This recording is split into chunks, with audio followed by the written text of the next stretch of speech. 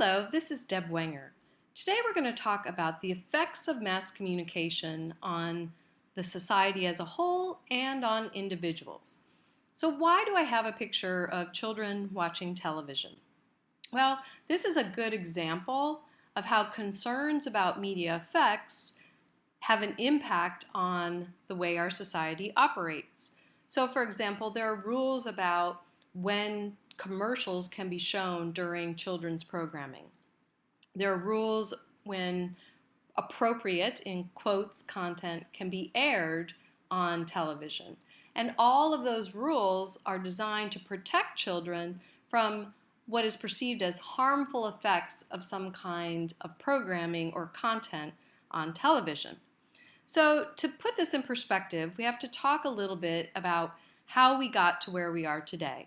So first, let's look at the rise of mass society. Before the 1800s, people in the U.S. by and large lived in rural communities, often with people of very similar ethnic or racial or religious backgrounds. When the Industrial Revolution hit in the 1800s, many people started migrating to the cities, and they were working in jobs with people from very different backgrounds. Through this process, fears were created about how people would form their opinions on important issues. And there was a concern that the media would actually replace the church or the family members or community leaders when it came to shaping public opinion. So this is sort of the direct effects model.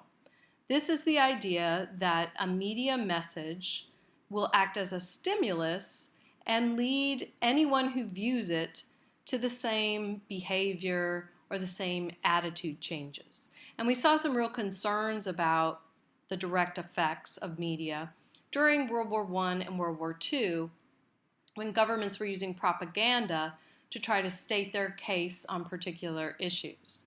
So the direct effects model is still something that we talk about today.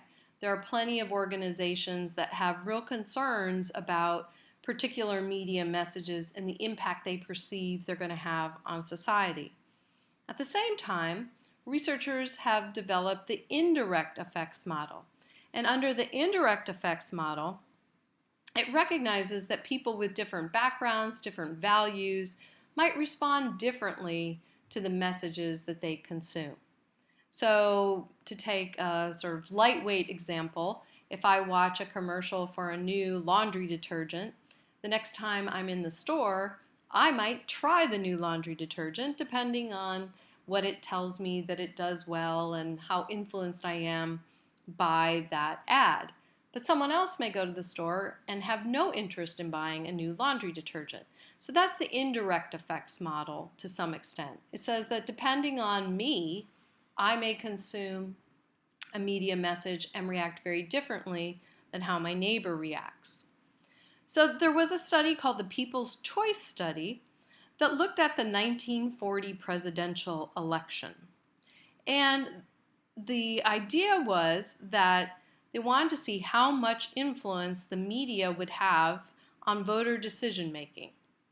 What they actually found is that opinion leaders, your friends, your neighbors, maybe a minister, maybe a family member whose opinion you very much value, actually had more importance in a voter's decision than the mass media or the campaigns themselves.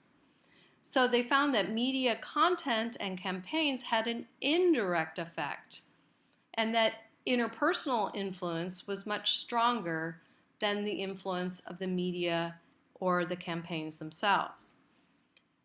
To delve a little bit deeper into this, what the study recognized is that voters who already have made up their minds are pretty unlikely to change their minds based on a media message or a message coming directly from a campaign. And to make it even more challenging for somebody who's trying to sway a voter, the voters who pay the most attention to the campaigns and the media coverage are those who already have the strong opinions, who have the strong views. So you're essentially targeting with your messages people that are unlikely to be influenced by those messages.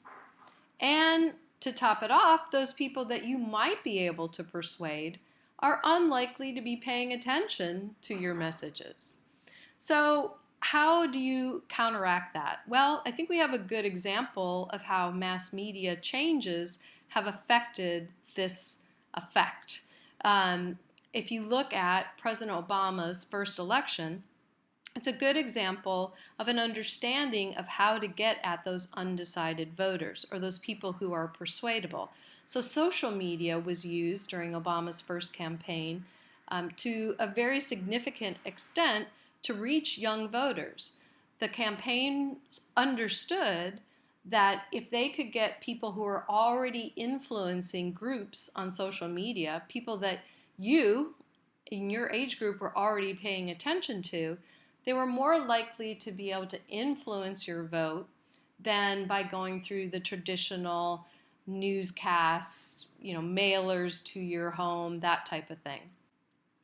And what we've learned over the years is that there are many types of media effects, and we're going to look at 4 of them. Message effects. How are people affected by the content of messages? Well, in several ways. First, there's cognitive effects, so the short-term learning that takes place when you consume media. Think about the last news story that you read. You may have learned something new about gas prices going down and what the reason is for that. Attitude effects, so changing people's attitudes about a person, product, institution, or idea. A lot of folks who are involved in marketing or advertising spend a lot of time studying how a message can have changed somebody's attitude. The Dove Beauty campaign, for example, the whole point behind that campaign is to help women think differently about what constitutes beauty. So they're crafting a message that they hope will change an attitude or idea. Message effects might also have behavioral impact. So the idea that a media message might be able to change the way someone behaves. And this is where a lot of concern about the impact of media focuses. So the idea that if you consume certain types of media content, you are going to change your behavior. Somewhat similar to that is the idea of psychological effects, so that the media can create emotions in you. A movie can make you cry.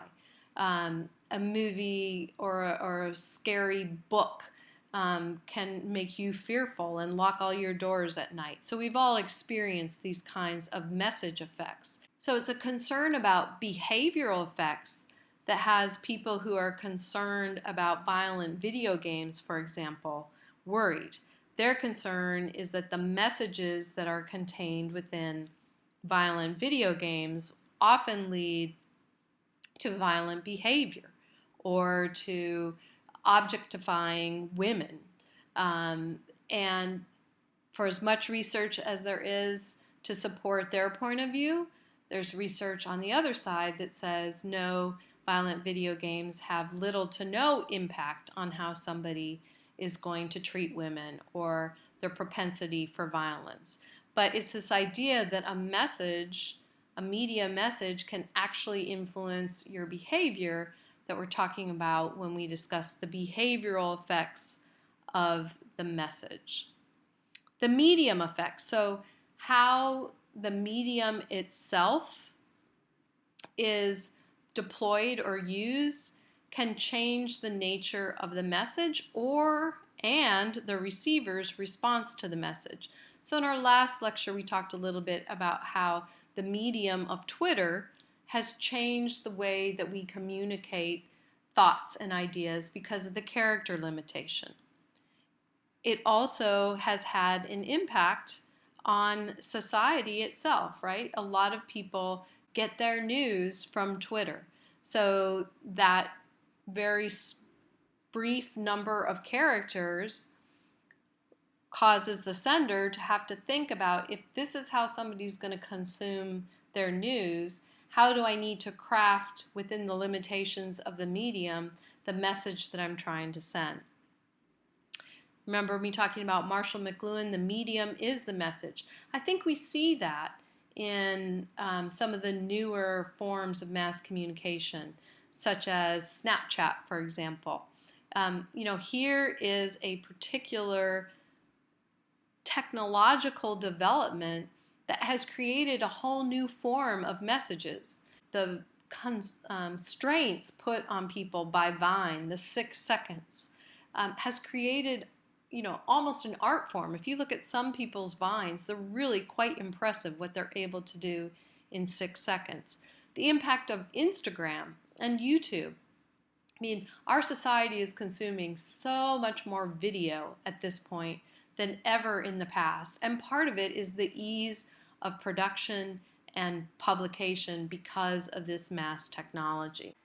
Another type of effect that we want to talk about is related to the media ownership. So you see here I've got 3 logos: Disney, Time Warner, Viacom. These are traditionally considered big media companies and legacy media companies. So companies that have been around for a long time. In the next chapter, we'll talk a little bit about some of the newer big media companies like Google, for example. So when you study ownership effects, you're taking a look at the question of how ownership affects the media. Does the fact that Time Warner now owns Bleacher Report have an impact on the type of content that Bleacher Report produces? It also asks questions about whether we get different messages depending on different owners. So when Bleacher Report was owned by 4 guys who created it in their basement, was it a different organization than it is now that it has major corporate owners? And asking just how important is it that there are a small number of big media companies. For many years, there was a lot of discussion about concerns that media was consolidating, and in fact those discussions continue today. However, there are folks who believe that the ease at which the typical person can now publish their own content has ameliorated to some extent the negative impact caused by consolidation of more and more companies being controlled by one large corporate owner. So finally, let's talk about audience effects and active audience effects in particular. So this essentially states that audience members seek out and respond to media for a variety of reasons. So it may be the same program, but the members of the audience who are consuming that content may take away very different messages or be choosing that medium or that message for very different reasons. So let's take American Idol, for example. Some people might watch American Idol because someone they care about loves the show. Some people might watch American Idol because they have dreams of being a star one day themselves. Someone might watch American Idol and be very inspired by it and think, hey, I could do that. Someone else might watch American Idol and think it's all a big joke. So it's the same medium, it's the same message, but the takeaway from the audience really depends on the audience members themselves. So this idea that we're a mass audience really means that there's just a great number of people watching, not that we're all the same. And so those who work in the media or marketers or political scientists, business people, there are lots of different folks who look at mass audience and segment that audience by common characteristics. So for example, it might be by geography. It may be that the commercials that we get here in the South might be slightly different than those that are aired in the Midwest, for example. We can be segmented by demographics, our socioeconomic status. You might read the Wall Street Journal and get a lot of high-end luxury items advertised in that newspaper or on their website, versus if you read something like, Sports Illustrated. The demographics for Sports Illustrated might be different than the demographics for the Wall Street Journal. And then there's the idea of psychographics. So the same cultural beliefs or the same stage in life. A young mother might be targeted with different messages than someone who's about to retire. So this looks at audience members as selective consumers rather than just passive observers or consumers of content. And you see examples of targeting all the time. I was on Facebook the day after I had been shopping for gloves for my mother for her birthday. And what I get here in my Facebook feed is an ad from Overstock. So information about me has been shared that recognizes that I'm different than somebody else who may be on Facebook. You might have been on Facebook and not received the same ad. So targeted by demographics, Facebook certainly has a mass audience, but the experience that you have on Facebook may be very different than the experience that I have on Facebook. So all that plays into theories of media and society. So because the media is so important to our society, there's been a lot of time spent researching and trying to understand its influence. Now, your text talks about several more theories, but these are the 4 that I think are most valid for us to focus on. So let's start with agenda setting. Under agenda setting, the idea is the media don't tell us what to think, but they tell us what to think about. So when you watch a newscast and you watch the lead stories, those should be the most important things happening in your community on that day. And that journalists or the media kind of tell us what we should be talking about as a society. So there's been a lot of discussion about whether the media still in fact actually do this or not, and a lot of belief that the rise of social media, the rise of the ability of individuals and groups to publish their own stories and to share their own information has taken away the agenda setting role of the media. I'm not sure I buy that. I think that a lot of information still comes to us through the mass media, so there's still a great deal of agenda setting that goes on. So can media determine what people will care about? That's where I think a significant change has occurred. I do think that there's more opportunity now for content to go viral based on the will of the people because of things like social media and the ability for anyone to be a publisher. So the social learning theory says that we get information about our world from situations we observe. So why the heck do I have a picture of Lieutenant Uhura from the first Star Trek here in the upper right? Well, this is a story that I was told, and I believe to be true, that the actress who played Lieutenant Uhura actually met Martin Luther King at an event one year. And he said, "Oh, it's so great to meet you. I'm a big fan of the show." And she said, "Yeah, thank you. I appreciate it. I'm actually thinking I won't continue next season." And he told her, "Oh, no, you absolutely have to stay on the show." And she said, "Well, why? Why does this matter?"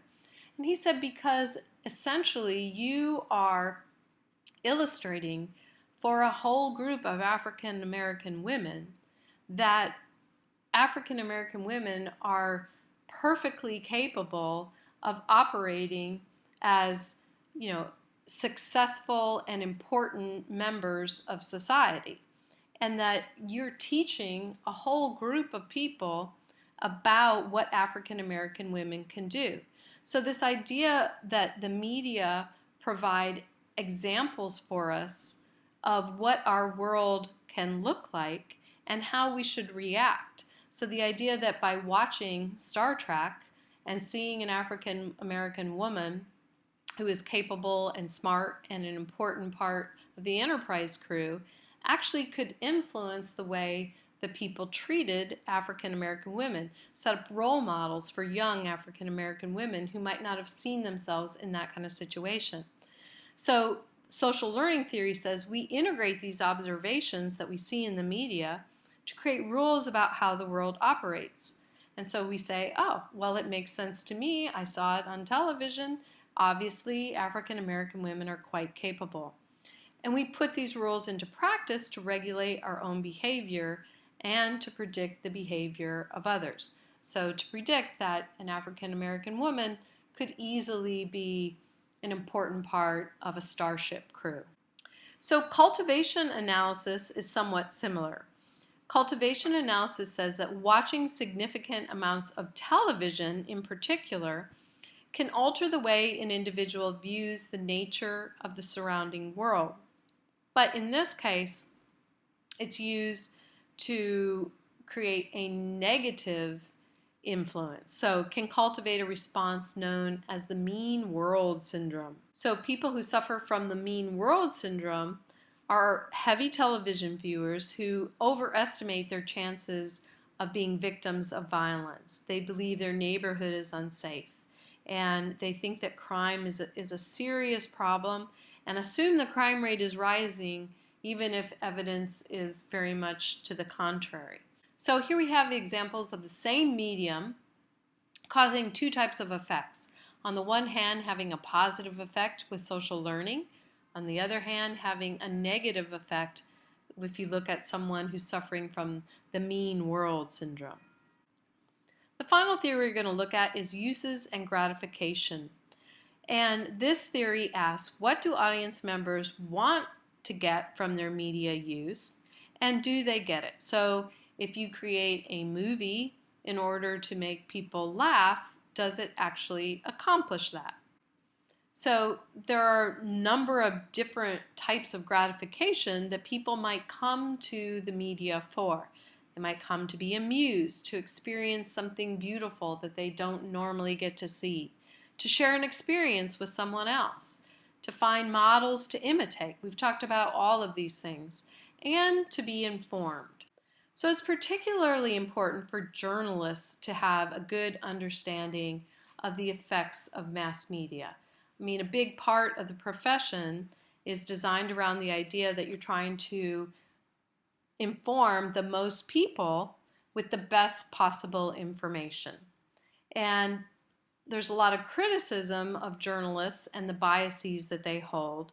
But I think that Herbert Gans in the textbook has come up with some basic journalistic values that generally hold true.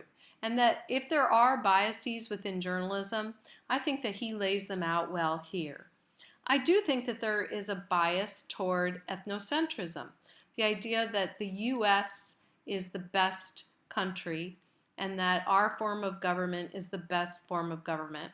I think if you look at a lot of news coverage of events in other countries, you'll see that coverage framed through this idea.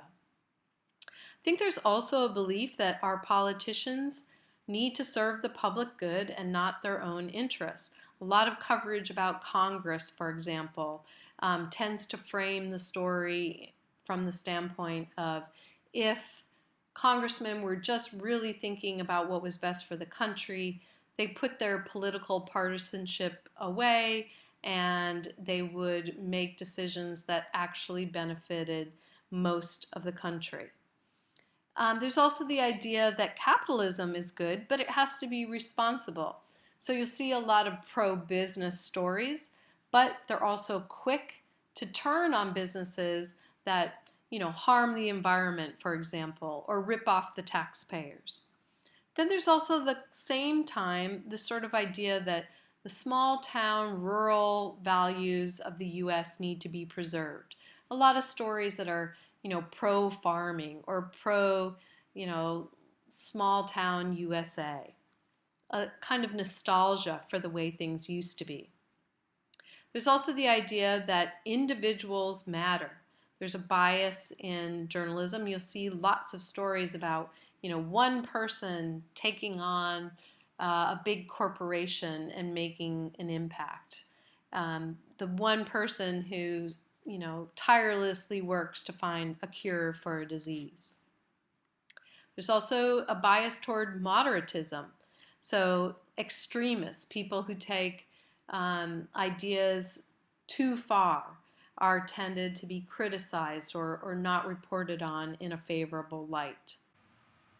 Then there's the bias of journalists toward preserving the social order. So stories about the Ferguson incident, for example, were often framed around the idea that uh, no matter what went wrong in Ferguson, the most important thing is that the peace is restored and that violence is curbed. Protesters can do so peacefully, but order is what matters most.